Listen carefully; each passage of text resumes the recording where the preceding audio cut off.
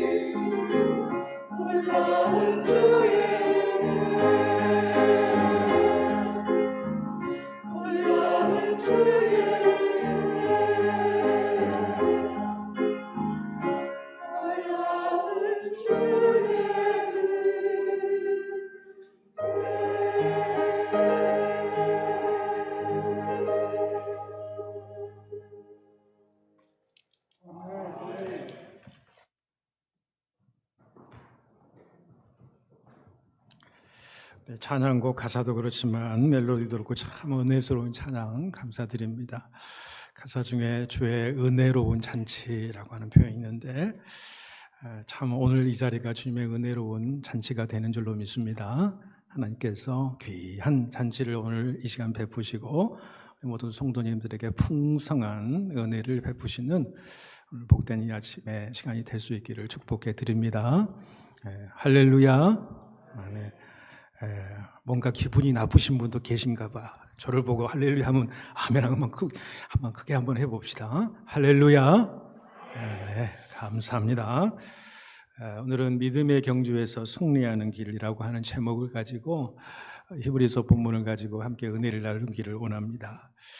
또 히브리서 본문이냐라고 이야기할 수도 있겠습니다만은 지난 한 주간 동안 우리 새벽재단을 통하여서 특별히 히브리서 11장을 통해서 믿음의 사람들, 믿음의 조상들의 그 믿음에 대해서 우리가 살펴보았습니다.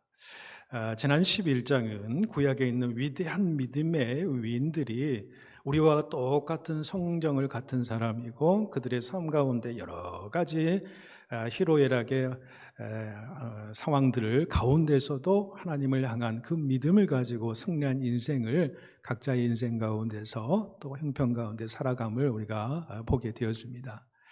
자, 그런데 오늘 말씀, 우리가 읽은 말씀 히브리서 12장 1절에서 3절까지 말씀은 저는 그렇게 묵상을 해보았습니다. 히브리서 11장의 모든 믿음의 위인들의 그 믿음을 오늘 마지막 최종적으로 우리에게 들려주시는 메시지로 결론적인 말씀이 아닌가 그런 묵상을 해보면서 오늘 말씀을 준비해 보았습니다. 그 11장의 믿음의 위인들의 그 삶에 나타난 믿음의 승리도 중요하지만은 이제 무엇보다도 중요한 것은 무엇이냐? 오늘날 우리들의 삶의 모습이죠. 우리들도 그 믿음의 위인들처럼 오늘 우리들의 삶 속에서 그 믿음의 승리를 하기 위해서는 어떻게 해야 되는가? 라고 하는 것을 오늘 본문이 오늘 우리들에게 말씀해 주고 있다라고 생각을 합니다. 우리들이 우리의 믿음의 경주를 어떻게 완주하고 승리할 수 있을까? 여러분, 우리 옛말에, 우리 중국의 옛말이겠습니다만은 맹모 삼천지교라고 하는 말 여러분 다들 아시리라고 생각을 합니다. 맹자의 어머니가 홀로 맹자 아들을 키우면서 아들을 잘 양육하고 훌륭한 사람을 만들기 위해서 3번의 이사를 했다라고 하는 그런 고사지요. 첫 번째는 공동묘지 근처에서 살았더니 이 아들이 장사 지내는 흉내놀이를 막 하더라는 거예요.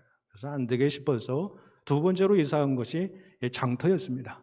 장터에 갔더니 장사꾼 흉내를 그 아들이 막 내더라.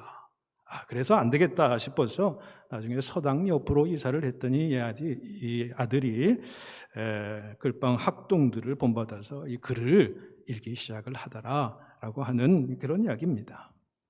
저는 요즘 시대에는 사뭇 다르지 않을까 그런 생각도 해보게 됩니다. 문화적인 차이, 또 시대적인 차이가 있겠습니다만 여러분 이제 이 이야기에서 중요한 것은 무엇을 이야기하는 것이냐? 사람이 무엇을 늘 바라보고 살아가느냐에 따라서 그의 삶의 모습과 삶의 방향이 달라지게 되더라라는 것을 그 고사는 우리에게 말씀해 준다고 생각을 합니다. 여러분, 우리 신앙인도 똑같다라고 하는 거죠.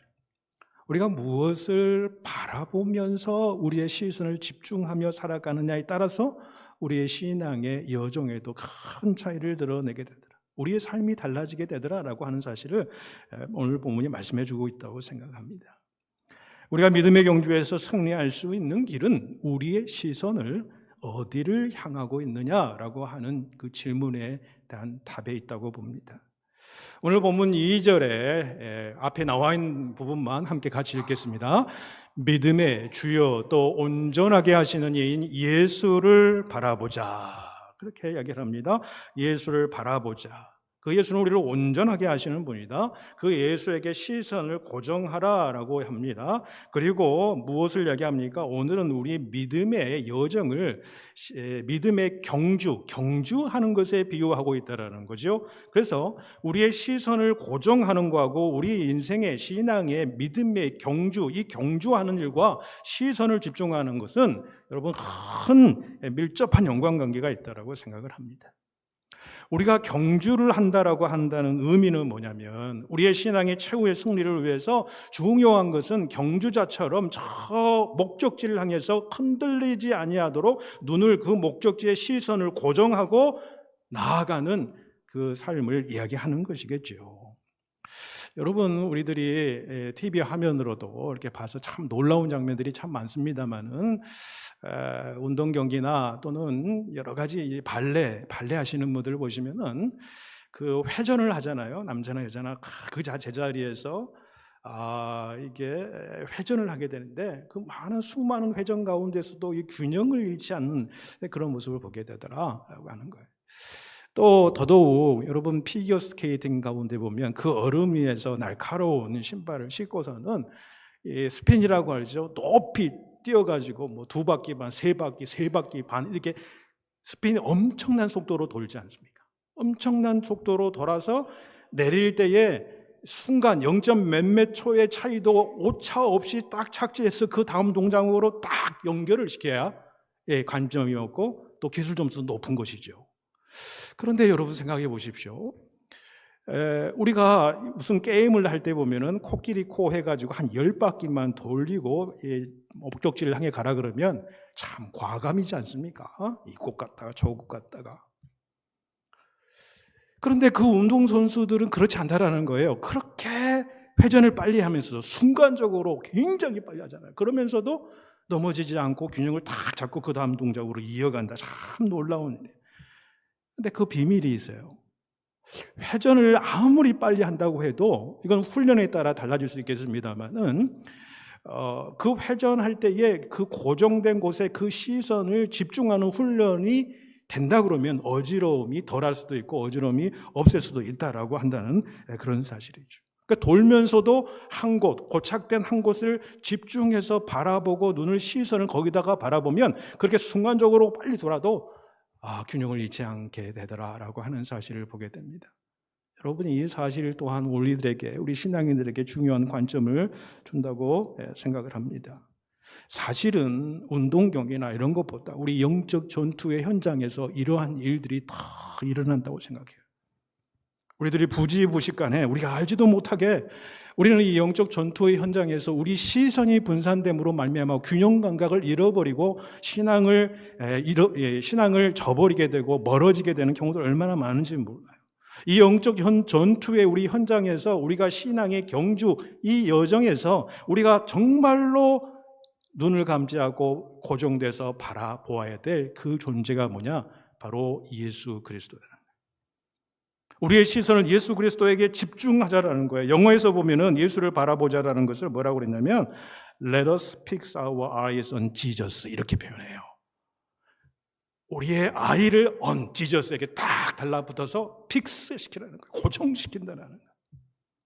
어떤 세파 가운데도 여러분 보세요. 여러분 흔들리는 이 여정 속에서도 세상 풍파가 오고 인간 내면 속에 있는 어떤 육신의 소욕과 욕망과 욕심과 세상의 사람들이 또 환경이 갖다주는 그 감각들, 여러분 그 자극들이 있잖아요.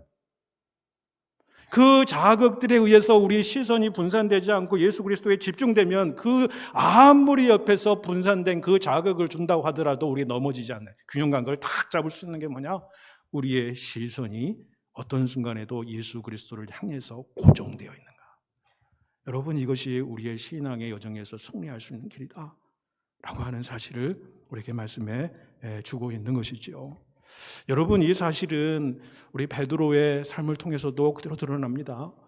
예수님께서 한밤중에 제자들을 먼저 배를 타고 가라고 그랬어요. 그런데 밤이 가장 깊어졌는데 풍랑이 붑니다. 앞이 보이지 않는 그 풍랑 가운데에 저 멀리에서 유령같이 보이는 분이 계시는데 여러분 가까이 보니까 바로 예수님이에요. 너무너무 놀란 거예요 제자들이.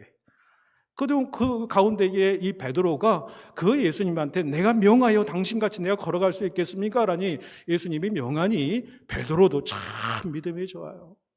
어떤 제자도 그 질문을 한 사람도 없고 바다 위를 걸었던 사람이 없어요. 근데 베드로는요, 그 예수님의 말씀을 바라고 예수님의 말씀대로 예수님을 향하여 집중해서 바라볼 때 그 바다 위를 걸어가요. 그런데 여러분도 아시다시피 바다에 물결이 세게 부딪잖아요.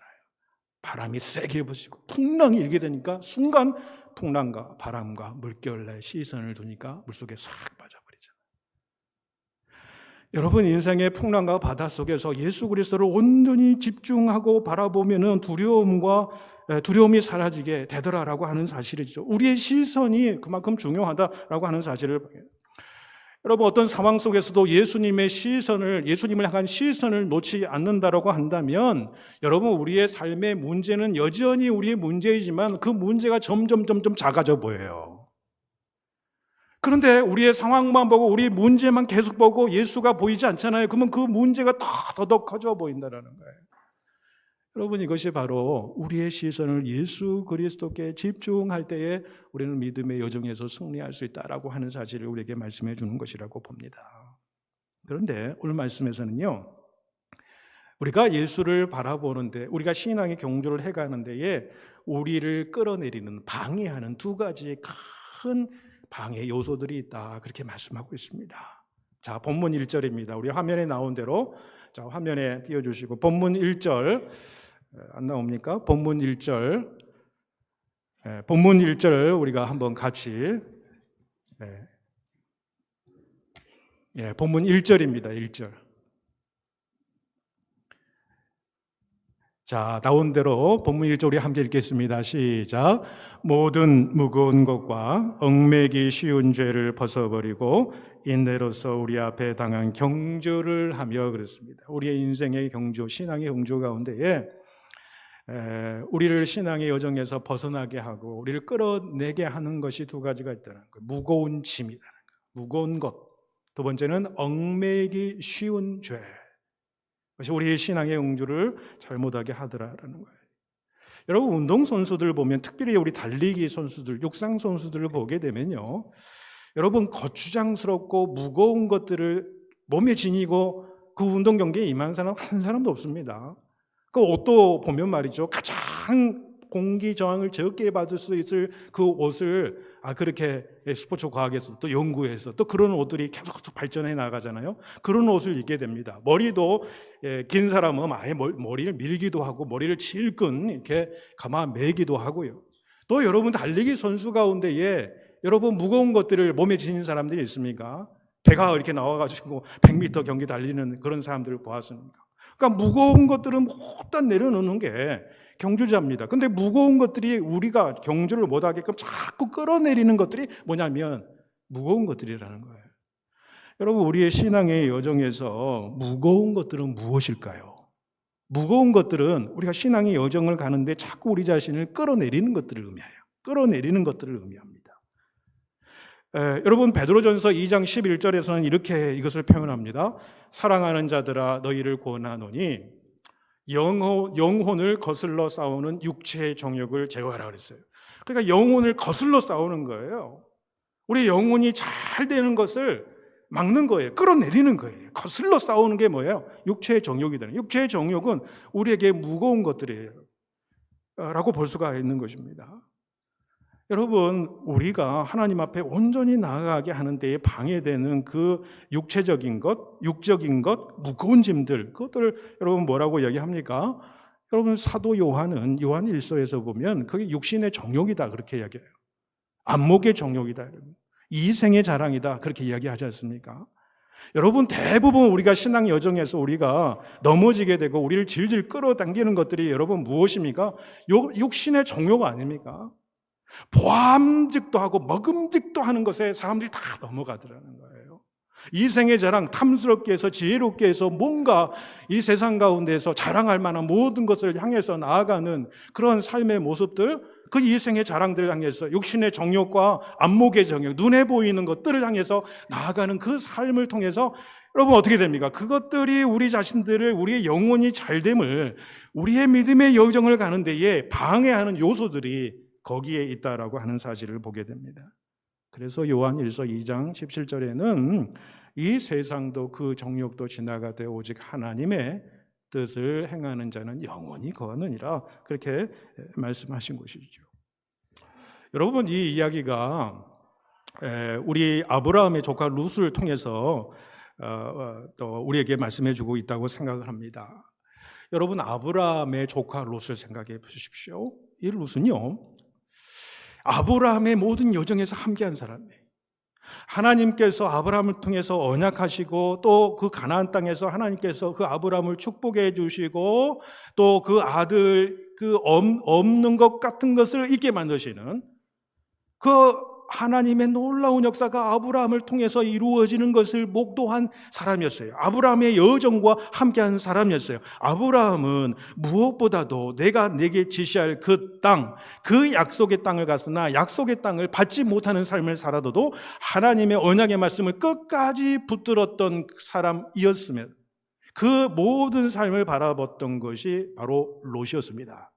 근데 나중에 롯과 아브라함이 헤어지게 될 때에 어떻게 됩니까? 롯은요, 약속하신, 언약하신 하나님을 헌신짝처럼 버리게 됩니다. 뭐 때문에요? 세상의 종욕 때문에. 눈에 보이기 좋은 것들, 화려해 보이고 육신의 종욕에 따르는 삶, 이생의 자랑을 따르는 삶을 살아가기 위해서 약속의 땅, 언약의 땅을 헌신짝처럼 버리게 되는 것입니다. 그 모습을 창세기 13장 10절에서는 이렇게 잘 표현하고 있습니다. 이에 롯이 눈을 들어 요단 지역을 바라본 즉 소알까지 온 땅에 물이 넉넉하니 여호와께서 소돔과 고모라를 멸하시기 전이었으므로 여호와의 동상 같고 애굽 땅과 같았더라. 그렇게 이게 롯의 마음이에요. 눈을 들어서 요단 지역을 보니까 물이 넉넉한 풍요로운 땅이 쫙 눈앞에 보이는 거예요. 여러분, 눈에 보이는 풍요로운 땅 가는 것이 잘못입니까? 잘못은 아니죠. 그 땅을 보니까 여호와께서 그 땅을 멸하시기 전이었으니까 이 롯이 보기에는 자기가 생각하는 여호와의 동상 같은 거예요. 물도 맑고 풀도 많고 나무도 많고 열매도 많이 맺고요. 애굽 땅의 그 풍성한 그 삼각지에서 나오는 그 농업이 잘 되고 기름진 그 땅과 너무너무 같은 거예요. 그 땅을 향해 가요. 여러분, 언약의 땅, 약속의 땅을 향한 믿음과 그 어떤 그 시선은 한 군데도 찾아볼 수가 없어요. 눈에 보이는 것. 그래서 자신의 욕심과 자신의 욕망과 이생의 자랑과 그 세상적인 모든 것들을 충만하게 채워줄 수 있는 그 땅을 향해서 완전히 그 마음과 생각과 뜻이 그의 삶의 방향이 바뀌어져 버렸어요. 그 땅에 있는 현실의 사람들의 그 타락한 죄악된 모습은 눈에 보이지 않았어요. 그 땅이 아무리 타락했을지라도, 죄악된 땅이라고 할지라도, 하나님을 멀리하는 땅이라고 할지라도 아니에요. 세상적으로 탐스럽기만 하며 자기 눈에 보기에 좋기만 한다면, 내가 그곳에서 물이 풍성한 동상같이 그러한 풍족한 삶을 살아가기만 한다면 그 땅의 백성들이, 그 땅의 문화와 그 땅의 모든 것들이 어찌한들 나는 상관이 없어. 하나님이 시선에서 사라져 버렸어요. 그의 인생의 시선에서 하나님이 사라져 버린 것입니다. 세상의 풍성함이 보이는 거예요. 그게 전부로 나가오는 거예요. 결국은 우리가 너무나도 잘 알지 않습니까? 그 소돔과 고모라의 죄악의 그 깊이와 그것을 바라보고 하나님께서 심판을 하시는 것을 보게 되더라는 것입니다. 여러분, 신앙생활 하다가 우리도 때로는 연약한 육신의 옷을 입고 사는 사람들일지라 여러분, 보암직도 하고 먹음직도 하고 보기 탐스럽게 또 지혜롭게 할 만한 것에 우리가 유혹받지 않는 사람이 어디에 있겠습니까? 여러분, 육신의 소욕과 욕심을 채우려고 하지 않는 사람이 어디 있습니까? 이 생의 자랑거리를 향해서 여러분 살아가지 않는 인생이 어디에 있겠습니까? 그런데 그것에 너무 빠져서 예수 그리스도가 보이지 않게 되면 문제가 생기더라는 거예요. 하나님이 보이지 않아요. 그것을 쫓기 위해서 육신의 소욕과 그 꿈을 쫓기 위해서, 따르기 위해서, 이루기 위해서는요, 예수님이, 하나님이 보여서는 안 돼요. 왜? 내가 육신의 욕심을 일으키기 위해서는 그게 나를 끌어당기는 것 같이 생각되죠. 신앙이 멀어져요. 하나님이 멀어져요. 예배 자리에 멀어져요. 은혜의 자리를 사모하지 않아요. 왜? 내가 이 세상이 더 좋아 보이거든요. 여러분, 그러할 때에 여러분, 우리의 신앙은 곁길로 나아가게 되고 하나님의 은혜와 하나님의 놀라운 능력의 역사가 결국에는 사라져버리는 메마른 인생의 길을 갈 수밖에 없다는 사실을 우리는 성경의 역사, 인물들의 역사를 통해서 우리가 바라보지 않겠습니까? 또 한 가지 우리가 조심해야 될 것은 얽매이기 쉬운 죄와 싸워야 된다. 그래 우리 경주에 승리하게 된다는 것입니다. 우리가 읽지는 않았습니다마는 우리 본문 12장 바로 4절에 보면은 너희가 죄와 싸우되 아직 피 흘리기까지는 대항하지 아니하고 그런 말씀을 해요. 이 말씀이 무엇을 의미하는 것입니까? 성도들이 죄와 마귀의 권세와 대항해서 싸우는데 적당히 대충 어영부영 할 수는 없지 않느냐, 그런 말씀입니다. 여러분, 이 말은 무슨 말입니까? 우리가 피를 흘리도록 피가 터지도록 싸워서라도 우리의 영원한 생명을 지키는 삶을 살아야 되는, 여러분, 죄의 세력은 정말로 얼마나 강력한지 모릅니다. 우리를 대적하는 사단의 세력들은요, 호시탐탐 우리 기회를 우리 가운데 노리고 있습니다. 그리고 바늘만한 틈이라도 보이게 되면은요, 여러분, 눈 깜짝할 사이에 우리의 영으로, 우리의 마음속으로, 우리의 생각 속으로 싹 스며들어서 우리를 조종하려고 합니다. 여러분, 사단 마귀 역사가 얼마나 간교한지 아십니까? 얼마나 광명한 천사의 얼굴같이 우리에게 다가와서 결국에는 유혹에 빠져서 하나님과 거리를 멀리 만들고 교회와 예배와 묵상과 또 하나님을 만나는 영적인 그 자리를 멀리 하게 하는 것이 여러분 사단의 역사라고 하는 사실을 여러분 잊어서는 안 될 것입니다. 눈 깜짝할 사이입니다. 나는 그것이 좋아 보여요. 이것도 하나님이 기뻐하실 만한 뜻이라고 생각했어요. 여러분, 베드로가 그랬지 않습니까? 베드로가 그랬잖아요. 예수님이 십자가에 지신다고 그러시니까, 죽으신다고 하니까 어찌 우리 선생이 그럴 수가 있습니까? 십자가에서 죽게 내버려둘 수가 없습니다 라고 그렇게 이야기해요. 선한 마음으로, 선한 의지로 자기의 생각대로 이야기를 했을 뿐이에요. 그런데 예수님께서 말씀하시는 것이 무엇입니까? 사단아, 네 뒤로 물러가라. 네가 하나님의 일을 생각하지 않고 사람의 일을 생각하느니라. 여러분, 베드로가 사단이 아니죠. 베드로 가운데에 사단이 호시탐탐 노리면서 순간순간 그의 마음속에 사단의 영, 그 생각을 심어주게 되더라. 여러분, 여기에 넘어가지 않을 인간은 사실은 없습니다. 우리도 정말 많이 넘어갑니다. 목회자인 저희지만은 가끔씩 돌아보면서 묵상을 하고 설교 준비를 하고 또 기도하는 시간에 순간순간 막 두려움과 떨림이 막 몸을 엄습할 때가 있습니다. 그때는 내가 몰랐는데 가만히 생각해 보니까 그거 정말 마귀의 장난이구나. 사단의 내 마음속에, 내 심령 속에 그런 생각들을 심어주어서 어느 순간 내 입속에 그런 말들이 나가고 내 삶 속에 그런 모습이 나가고, 그럴 때가 여러분 저는 한두 번이 아닙니다. 죄와 싸우되, 죄의 세력과 싸우되, 사단의 역사와 싸우되 너희가 피 흘리지 않고 대항하지 않는다면서요. 피 흘리기까지 그 죄악의 세력에 대항하여 싸운. 그래서 여러분, 베드로는 늘 앞섰지만은 늘 또 믿음을 저버리기도 하고 배신하기도 하고 그러잖아요. 그리고 나서는 나중에 예수 그리스도의 십자가와 부활과 성령의 놀라운 충만한 역사를 받고 난 다음에 그 뒤로는 완전히 다른 사람들. 그러면서 여러분, 베드로 전서 5장 8절 9절에서 베드로는 자신의 삶을 돌아보면서 이렇게 권면합니다. 함께 읽겠습니다. 근신하라, 깨어라. 너희 대적 마귀가 우는 사자같이 돌아다니며 삼킬 자를 찾나니 너희는 믿음을 굳건하게 하여 대적하라. 자기네 인생의 삶 속에서 다 경험하는 거예요. 내가 근신해서 깨어지지 않으면요, 대적 마귀가 우는 사자와 같이 두루두루 다니면서 그 사람의 영을 뒤집어 놓는다는 거예요. 스며들게 된다는 거예요. 여러분, 우리가 하나님의 또 말씀에 순종하고 또 주의 길을 가면서 믿음의 여정에서 승리할 수 있는 길은 여러분 두 가지 방요소를 잘 우리가 제어해야 되는 거예요. 첫 번째는 뭐였습니까? 무거운 거, 우리를 끌어내는 것들이 뭐냐는 거예요. 예수를 바라보지 못하고 우리를 끌어내리는 것들, 이것들을 우리가 잘 분별해야 돼요. 두 번째는 죄의 세력과 대항해서 대적해서 승리하는 삶을 살게 될 때 우리는 믿음의 승리의 삶을 살아가게 되더라라는 거예요. 그렇게 믿음의 승리가 우리 삶 속에 해석되기 위해서는 우리가 가장 필요한 것이 무엇이냐면요, 여러분, 날마다요, 날마다, 매 순간마다 내 자신을 하나님 앞에 내려놓는 그 시간과 그 장소와 그 침묵이 우리에게 필요하다는 거예요. 우리 자신을 하나님 앞에 내려놓는 거예요. 하나님 앞에 모든 것 뒤로 하고 내 존재가 하나님 앞에 온전히 1대1로 단독자로 서 있는 그 시간이 묵상의 시간이 될 수 있어요. 말씀을 깊이 묵상하는 시간이 될 수가 있어요. 오늘 예배의 자리가 될 수가 있어요. 예배의 자리는 여러분 뭐예요? 누구한테 예배 드리는 것입니까? 사람 앞에 보여주는 행위가 아니잖아요.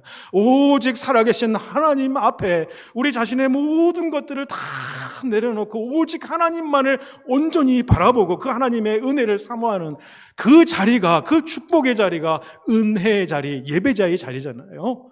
그 예배자의 자리를 사모하는 자, 정말로 진정으로 진심으로 영과 진리로 예배드리는 자에게 하나님께서는 깨닫게 하시고 그의 영혼을 돌보시고 그를 영적으로 담대하게 베풀어 주시는 거예요. 하나님 말씀 가운데 우리 자신의 삶을 내려놓고 그 묵상 가운데 하나님의 말씀을 듣고자 하는, 여러분 말씀이 영어로 캐논이라고 부르기도 하잖아요. 캐논은 규범 또는 표준이라는 뜻이잖아요. 그 말씀이 우리 자신의 삶의 원동력, 무엇이 올바르고 그런지를 알려주는 하나님의 말씀이잖아요. 그게 기준이잖아요. 그 하나님의 말씀을 묵상할 때에 그 말씀이 가르치는 바대로 내 양심이 그 말씀 앞에 무릎 꿇고 선한 양심이 되어서 하나님 앞에 나아가는 그 삶. 우리가 너무 잘 아는 디모데후서 3장의 말씀이 있잖아요. 하나님 말씀이 우리를 교훈한다고 그러잖아요. 바르게 한다고 그러잖아요. 의로 교육한다고 그러지 않습니까? 그 하나님의 말씀이 우리를 참되게 유익하고 온전한 하나님의 사람으로 만드는 것이 하나님의 말씀이에요. 그 하나님의 말씀 가운데 내가 오늘 하루 어떤 시간에 어떤 장소에서 내가 무릎을 꿇었는가, 여러분 물어보셔야 됩니다. 여러분 영적 승리자의 삶은요 쉽게 다가오는 게 아닙니다. 경주자라고 그랬어요. 경주자는 목적지를 향해서 한눈 팔지 않아야 돼. 한눈만 팔았다 그러면 그 경주에서 낙오되어 버리는 거예요. 우리 믿음의 신앙은요, 내가 주님을 믿기 시작해서 우리 믿음이 시작됐다면 믿음의 시작과 더불어서 믿음의 여정이, 믿음의 경주가 시작된 거. 언제까지? 우리 주님 만날 때까지 우리의 믿음의 완주가 이루어져야 된다. 마지막까지 싸워서 승리해야 될 믿음의 여정이 우리 앞에 놓여 있다. 그러기 위해서는 내가 하나님 앞에 무릎 꿇는 시간이, 내 온 존재를 하나님 앞에 들여놓는 시간들이 필요하다는 거예요. 세상적인 것, 사람들, 모든 것 다 내려놓고 오직 하나님 앞에서, 하나님 안에서 우리 자신에게 무슨 말씀을 하시고 하나님의 뜻이 무엇인지를 분별하고 우리 자신을 영적으로 돌아볼 수 있는 그 시간이 우리를 승리의 길로 가게 하더라는 것입니다. 그 기도의 시간. 이사야 30장 20절 21절 여러분 보십시오. 주께서 너희에게 환난의 떡과 고생의 물을 주시나 내 스승은 다시 숨기지 아니하시리니 내 눈이 내 스승을 볼 것이며 너희가 오른쪽으로 치우치든지 왼쪽으로 치우치든지 내 뒤에서 말소리가 내 귀에 들려 이르기를 이것이 바른 길이니 너희는 이리로 가라 할 것입니다. 여러분 이 음성을 들을 줄 아는 심령이 믿음의 여정에서 승리하는 자일 줄로 믿습니다. 우리의 영혼이 믿음의 눈이 열리기를 원합니다. 믿음의 눈이 열린다는 것은요, 보이는 것이 전부가 아니다라는 거예요. 우리 믿음장에서 늘 얘기했잖아요. 보이는 게 전부가 아니라 보이는 것을 가능케 하고 보이는 것이 되게 하는 보이지 않는 하나님, 그 하나님에 더 집중해서 시선을 집중해서 나아가게 될 때에 여러분은 어떻게 됩니까? 우리의 영혼의 눈으로, 믿음의 눈으로 하나님을 보게 되는 거예요. 그 하나님께서는 우리에게 어떤 게 다가오시냐? 네가 오른쪽으로 치우든지 왼쪽으로 치우시든지 네 뒤에 말소리가 들려. 주님의 음성이 들리는 거예요. 성령의 음성이 될 수 있어요. 묵상하면서 들리는 목소리가 될 수가 있어요. 우리가 예배드리면서 하나님의 성령 감동하심 따라서 내 심령 가운데 내 영혼을 들려주는 주님의 목소리 음성일 수도 있어요. 그러면서 이게 바른 길이니라. 이리로 가라. 그 음성을 들으시고 그 음성에 응답하시고 순종하시는 저와 여러분 되실 수 있기를 주님의 이름으로 축복합니다. 여러분 우리 인생은 여전히 연약한 인생이에요. 그래서 여러분, 성령은 어떤 하나님이시냐? 로마서 8장 26절 이하에 보시면 성령이 우리의 연약함을 도우신다 그랬어요. 연약함. 그래, 우리 연약합니다. 그래서 우리 성령 하나님께 의지해야 되는 것입니다. 성령께서요, 말할 수 없는 탄식으로 우리를 위해서 친히 간구하시는 분이에요.